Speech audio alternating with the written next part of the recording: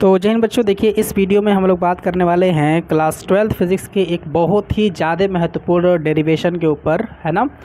और मैं आपको गारंटी कर रहा हूँ कि ये डेरिवेशन 100% आपके एग्ज़ाम में आता है और साथ ही साथ 100% आपको समझ में भी आएगा, है ना। बहुत ही आसानी से, बहुत ही सरलता से मैं आपको ये डेरिवेशन सिखाने वाला हूँ। ठीक, आपको बस इस वीडियो के एंड तक बना रहना है और जैसे जैसे मैं डेरिवेशन को करता जाऊंगा आपको वैसे वैसे देखते जाना है और थोड़ा सा प्रैक्टिस आपको करना पड़ेगा। ठीक है, तो डेरिवेशन है हमारे पास कि एक अनंत लंबाई का चालक तार आपको लेना है और उसके निकट, है ना, उसके निकट किसी बिंदु पर विद्युत क्षेत्र की गणना करनी है, विद्युत क्षेत्र की तीव्रता की गणना करनी है। ठीक है, कहना क्या चाहता हूँ, देखिए जैसे मान लीजिए कि ये एक एल लंबाई का एक सीधा तार है। कितने लंबाई का? एल लंबाई का सीधा तार है। ठीक है, और इसको अनंत चूँकि हमने कहा है तो इसको ऊपर की तरफ ऐसे बढ़ा देंगे और इसको नीचे की तरफ भी ऐसे हम इसको बढ़ा देंगे। ठीक है, और हमने इस तार को, इस चालक तार को जो हमने आवेश दे रखा है वो Q है। कितना आवेश हमने दे रखा है? Q आवेश हमने दे रखा है। तो जाहिर सी बात है कि अगर हमने इस वायर को, इस तार को आवेश हमने दे रखा है तो आवेश जो होगा एक समान रूप से इस पर वितरित हो जाएगा। क्या हो जाएगा? एक समान रूप से इस पर क्या हो जाएगा? वितरित हो जाएगा। समझ में आ रहा है बच्चों? क्या हो जाएगा? एक समान रूप से, है ना, क्या हो जाएगा? इस वायर पे, इस तार पे जो हमने आवेश दिया है Q, वो इस पर वितरित हो जाएगा एक समान रूप से। ठीक है, हम ये मान लेते हैं कि जो तार की लंबाई है यहाँ से लेकर के यहाँ तक कितनी है? L है। ठीक, और साथ ही साथ आप ये समझ जाइए कि इस तार से R दूरी पर एक बिंदु P है। कितनी दूरी पर? R बिंदु पर एक, यहाँ ना R दूरी पर एक बिंदु यहाँ पर P है, जहाँ पर हमें क्या करना है? जहाँ पर हमें विद्युत क्षेत्र की तीव्रता की गणना करनी है। क्या करनी है? यहाँ पर विद्युत क्षेत्र की तीव्रता की गणना करनी है। तो बच्चों यह है एक गॉस के नियम का अनुप्रयोग के ऊपर आधारित एक डेरिवेशन। ठीक है ना, यानी इस डेरिवेशन को हम करते हैं लेकिन गॉस के नियम के बेस पर करते हैं। आपको पता होगा ना गॉस का नियम क्या होता है?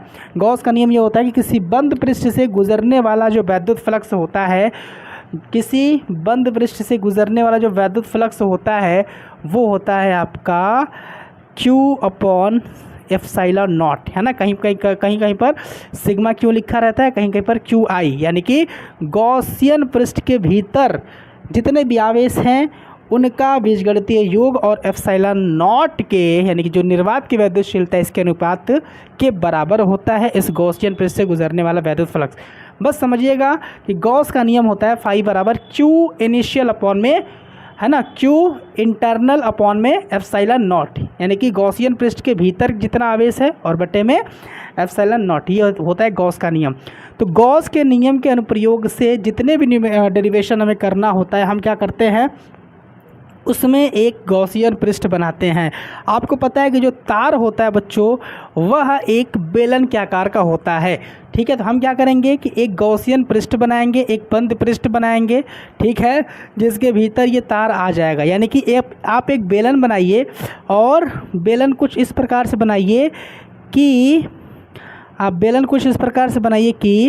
बेलन के पृष्ठ पर ये बिंदु P आ जाए। क्या आ जाए? बेलन के पृष्ठ पर ये बिंदु P आ जाए। ठीक है, देखिए मैं कैसे बना रहा हूँ। एक बंद पृष्ठ बनाना है ना। ये कुछ इसी प्रकार से, जैसे एक पाइप के ठीक बीचों बीच एक वायर डाल दिया गया हो, ये कुछ ऐसा ही एक बेलन है बच्चों। ठीक है ना, तो ये आपने बना लिया एक बेलन, इसको आप कहेंगे बंद पृष्ठ, जिसके भीतर से वायर जा रहा है। यहाँ से यहाँ तक जो तार की लंबाई है वो L है, तो हम कहेंगे कि यहाँ से लेकर के यहाँ तक की जो लेंथ है गॉसियन पृष्ठ, इसको गॉसियन पृष्ठ बोल सकते हैं या फिर बंद पृष्ठ बोल सकते हैं। कितना है? L है। क्लियर है ना। अब एक चीज़ ध्यान रखिएगा, अब दूसरा काम क्या करते हैं? जब गॉसियन पृष्ठ आप बना लेते हैं तो दूसरा काम करते हैं बच्चों, जो बिंदु P है वहाँ पर हम लेते हैं एक अल्पांश। क्या लेते हैं? वहाँ पर हम लेते हैं एक अल्पांश। तो ये हमने, यानी पूरे पृष्ठ का हमने एक क्या ले लिया? हमने एक अल्पतम पृष्ठ हमने ले लिया है। अब इस पर दो चीज़ें देखते हैं। क्या? एक देखते हैं विद्युत क्षेत्र और एक देखते हैं आपका क्षेत्रफल सदिश। आपको सब पता होगा, ठीक है ना। तो क्षेत्रफल सदिश की जो दिशा होगी वो इधर होगी, ठीक है, जिसको बोलते हैं dA वेक्टर, और साथ ही साथ जो विद्युत क्षेत्र की जो दिशा होगी वो भी इधर ही होगी, जिसे कहेंगे वेक्टर E। तो वेक्टर ई और वेक्टर डी ए, ठीक है ना, इन दोनों के बीच का कोण कितना है, तो आप कहेंगे यहाँ पर थीटा बराबर 0, थीटा बराबर 0, बस और कुछ नहीं करना है, ठीक है। अब आप निकालेंगे कि ये जो अल्पांश है इससे गुजरने वाला फ्लक्स है, यानी कि अल्पांश से गुजरने वाला आपको यहाँ पर फ्लक्स निकालना है। अल्पांश से गुजरने वाला फ्लक्स, अल्पांश से गुजरने वाला फ्लक्स। मैं आपको एक बार और समझा देता हूँ कि हमने बेसिकली किया क्या है बच्चों, ठीक है ना। हमने कुछ नहीं किया है, हमारे पास एक अनंत लंबाई की एक चालक तार है जिसको हमने Q आवेश दे रखा है यहाँ पे, ठीक है। हम ये मान लेते हैं कि एक तार बीच में ले लेते हैं ना, क्योंकि एक लंबाई तो लेना ही पड़ेगा जिसकी लंबाई L है। अब उसी तार के निकट R दूरी पर एक बिंदु P है जहाँ पर हमें विद्युत क्षेत्र की गणना करनी है। अब जिस बिंदु P पर हमें विद्युत क्षेत्र की गणना करनी है, हमें उस बिंदु P से होकर के जाने वाला एक गॉसियन पृष्ठ खींचना पड़ेगा। कभी कभी गॉसियन पृष्ठ आपका बेलनाकार होता है, कभी कभी गॉसियन पृष्ठ आपका गोलाकार होता है, ठीक है। तो यहाँ पर हमने एक बेलनाकार गॉसियन पृष्ठ यहाँ पर हमने ले लिया है। उसके बाद है ना, जो पृष्ठ आप बना लेंगे बिंदु P पर ही आप लेंगे उस पृष्ठ का अल्पांश, और उस अल्पांश से निकलने वाले वैद्युत फ्लक्स का मतलब उस पृष्ठ से गुजरने वाली जो वैद्युत क्षेत्र रेखाएं होती हैं उनकी संख्या, ये ना अल्पांश से आप निकालेंगे। और जब आप अल्पांश से वैद्युत फ्लक्स निकाल लेंगे तो समाकलन करके पूरे पृष्ठ से निकलने वाली वैद्युत क्षेत्र रेखाओं की संख्या, यानी पूरे पृष्ठ से गुजरने वाला वैद्युत फ्लक्स आप निकालेंगे। उसके बाद आप वैद्युत क्षेत्र की गणना कर पाएंगे, ठीक है। तो मैं आपको स्टेप बता रहा हूँ करना क्या है। पहले फिगर बनाइए, फिर बिंदु P लीजिए R दूरी पर, फिर गॉसियन पृष्ठ बनाइए, फिर अल्पांश लीजिए। अल्पांश में DA यानी कि जो क्षेत्रफल सदिश है वो देखिए, क्षेत्र है ना, फिर उसके बाद वैद्युत क्षेत्र की दिशा देखिए, फिर इन दोनों के बीच का कोण थीटा बराबर है ना, थीटा देखिए। उसके बाद इस अल्पांश से गुजरने वाला फ्लक्स निकालिए। किस चीज़ से होकर के बच्चों? अल्पांश से गुजरने वाला फ्लक्स आप निकालिए परिभाषा से, है ना। फ्लक्स आप निकालते हैं एक नियम से, एक परिभाषा से, ठीक है ना। ये परिभाषा से जो फ्लक्स होता है वो होता है EA cos थीटा। क्या होता है? EA cos थीटा होता है। क्लियर है ना? क्या होता है? EA cos थीटा होता है परिभाषा से, और नियम से होता है फाई बराबर QI/ε0, ठीक है। तो परिभाषा से आप फ्लक्स निकालिए। तो क्या निकालेंगे भाई? अल्पांश से हमको फ्लक्स निकालना है तो d∅ लिखेंगे, क्योंकि पृष्ठ छोटा है ना, अल्प है पृष्ठ, तो वहाँ से फ्लक्स अल्प होगा। d∅ बराबर E A की जगह पर लिखेंगे यहाँ पर DA, और cos थीटा के जगह पर लिखेंगे यहाँ पर 0, ठीक है। तो क्या मिलेगा आपको? आपको मिलेगा d∅ बराबर में E इंटू DA, ठीक है। और cos 0 की वैल्यू 1 होती है, तो आप यहाँ पर लिख लेंगे, चूँकि cos 0 कितना होता है? 1 होता है बच्चों, ठीक है। अच्छा, अल्पांश से गुजरने वाला फ्लक्स ये है, तो अगर आप दोनों तरफ समाकलन कर देंगे तो पूरे पृष्ठ से गुजरने वाला फ्लक्स आपको यहाँ पर मिलने वाला है बच्चों, ठीक है। तो d∅ का जो समाकलन होता है, देखिए समाकलन dx का होता है x, समाकलन dx का क्या होता है? x होता है। तो समाकलन d∅ का क्या हो जाएगा? फाई हो जाएगा, ठीक है।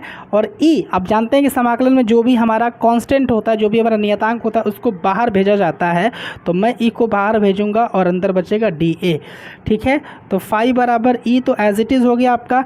DA का मतलब क्या हुआ? DA का मतलब हुआ कि जो गॉसियन पृष्ठ है ना उसका क्षेत्रफल। तो गॉसियन पृष्ठ कैसा है? हमारा बेलनाकार है। कैसा है? बेलनाकार है। तो बेलनाकार यानी कि बेलन का जो वक्र पृष्ठ होता है, वक्र पृष्ठ है ना, ये बेलन का ये चारों तरफ का वक्र पृष्ठ है ना, कितना होगा? 2πr, रेडियस कहाँ से यहाँ तक? यहाँ से यहाँ तक रेडियस है R, और h का मतलब लंबाई यानी कि L, ठीक है। इसको आप एक नाम दे देंगे। तो आपने जब परिभाषा से फ्लक्स निकाला तो आया फाई बराबर E इंटू 2πrl, क्लियर है ना। अच्छा, अब आप परिभाषा से नहीं, अब आप निकालेंगे नियम से फ्लक्स। तो अब गॉस के नियम से फ्लक्स आप निकालिए तो क्या आएगा? फाई बराबर QI/ε0, ठीक है। QI का मतलब क्या हुआ बच्चों? QI का मतलब इस गॉसियन पृष्ठ के भीतर कितना आवेश है। देखिए ये जो पूरा लंबाई है ना, ये पूरा लंबाई है, वहाँ पर जो आवेश है Q है, ठीक है। और एक चीज़ ध्यान रखिएगा, यहाँ पर एक होता है रैखिक आवेश घनत्व। क्या होता है? रैखिक आवेश घनत्व होता है। रैखिक आवेश घनत्व बच्चों, रैखिक आवेश घनत्व का मतलब होता है कि किसी चालक तार के एकांक लंबाई पर कितना आवेश है। रैखिक आवेश घनत्व को हम लोग लेमडा से कहते हैं, दर्शाते हैं। किससे दर्शाते हैं? लेमडा से। लेमडा का मतलब होता है एकांक लंबाई, किसी चालक तार के एकांक लंबाई पर आवेश। ठीक है, तो हमको पता है कि इस गॉसियन पृष्ठ के भीतर जो चालक तार है सिर्फ इतनी ही लंबाई है ना। गॉसियन पृष्ठ के भीतर जो आवेश है वो सिर्फ इतनी ही लंबाई पर है, और हम ये जान चुके हैं कि एकांक लंबाई पर जो आवेश होता है वो लेमडा होता है। तो एल लंबाई पर जो आवेश होगा वो लेमडा एल हो जाएगा या फिर एल लेमडा हो जाएगा, और यही है आपका क्यू आई, यानी कि गॉसियन पृष्ठ के भीतर जो आवेश है कितना है वो लेमडा एल है। तो आप क्या लिखेंगे यहाँ पर? क्यू आई के जगह पर लेमडा एल लिखेंगे अपॉन एप्सिलॉन नॉट लिखेंगे। This is equation number 2। अब ये जानते हैं कि अगर दो समीकरण में कोई एक पक्ष आपका बराबर है तो दूसरा पक्ष आपका ऑटोमेटिकली बराबर हो जाता है। तो आप लिखेंगे यहाँ पर कि समीकरण 1 व समीकरण 2 से। क्लियर है ना? समीकरण 1 व समीकरण 2 से क्या लिखेंगे भाई? आप लिखेंगे कि ई इंटू 2 पाई आर एल बराबर में लेमडा एल बटे में एप्सिलॉन नॉट। क्लियर? तो एल से एल कटने वाला है बच्चों यहाँ पे, और आपको मिलेगा ई बराबर में, है ना, lambda upon epsilon naught into ये 2 पाई आर नीचे आएगा, यानी कि 1 बटे में 2 पाई आर। इसी को आपको सजा करके लिखना है, तो आपको मिलेगा 1 बटे 2 pi epsilon naught, 2 pi epsilon naught into lambda upon r. ठीक है, क्लियर है ना? तो ये हो जाएगा आपका एक अनंत लंबाई के चालक तार के निकट स्थित किसी बिंदु P पर विद्युत क्षेत्र की तीव्रता। ठीक है, अगर आप इसमें ऊपर नीचे 2 का गुणा करें तो आपको मिलेगा 1 बटे में 2 दूनी के 4 पाई एप्सिलॉन नॉट इंटू ऊपर भी 2 लेमडा अपॉन में आर। क्लियर है ना? ये हो गया। आपने ऊपर नीचे 2 का गुणा किया है। ज़रूरत यह है कि आपको 2 कहाँ लगाना है, ऊपर कहाँ लगाना है, नीचे कहाँ लगाना है। तो नीचे तो 2 दूनी के 4 हो जाएगा, ऊपर 2 आप लेमडा के साथ लगा दीजिए। तो ये है आपका एक अनंत लंबाई के चालक तार के निकट स्थित किसी बिंदु P पर विद्युत क्षेत्र की तीव्रता का सूत्र। कुछ करने की यहाँ पर ज़रूरत नहीं पड़ी बच्चों। आपको पहला काम ये करना है कि एक अनंत लंबाई का चालक तार ले लेना है, उस पर एक आवेश दे देना है Q। उसके बाद अनंत लंबाई का चालक तार है तो आपको एक लंबाई L लंबाई का तार ले लेना है। ठीक है, उसके बाद उसके निकट R दूरी पर एक बिंदु P ले लेना है, और उस बिंदु P से होकर के जाने वाला एक गॉसियन पृष्ठ बनाना है। तार चूँकि एक बेलन के आकार का होता है, इसीलिए आप गॉसियन पृष्ठ एक बेलनाकार बनाएंगे, और पृष्ठ ऐसा बनाएंगे क्योंकि ताकि उसके पृष्ठ पर वो, है ना, बिंदु P आ जाए। क्लियर? अब क्या करेंगे? अब उसी बिंदु P पर एक अल्पांश बनाएंगे और उस अल्पांश से गुजरने वाले फ्लक्स की गणना करेंगे जो कि डी फाई है। जब ये गणना आप कर लेंगे डी फाई, दोनों तरफ समाकलन करके आप निकाल लेंगे कि उस पूरे पृष्ठ से गुजरने वाला फ्लक्स कितना है। उसके बाद आप गॉस के नियम से फ्लक्स निकालेंगे, फाई बराबर क्यू आई अपॉन में एप्सिलॉन नॉट। क्यू आई का मतलब होता है गॉसियन पृष्ठ के भीतर कितना आवेश है। तो आप ये जानते हैं कि एकांक लंबाई पर जो आवेश होता है वो लेमडा होता है, तो एल लंबाई पर कितना आवेश होगा। क्यों? क्योंकि गॉसियन पृष्ठ के भीतर सिर्फ एल लंबाई वाला हिस्सा ही आ रहा है इस पूरे तार का। तो एल लंबाई पर कितना होगा आवेश, तो वो हो जाएगा एल लेमडा या फिर लेमडा एल, यानी क्यू आई की जगह पर लिख देंगे लेमडा एल बटे में एप्सिलॉन नॉट।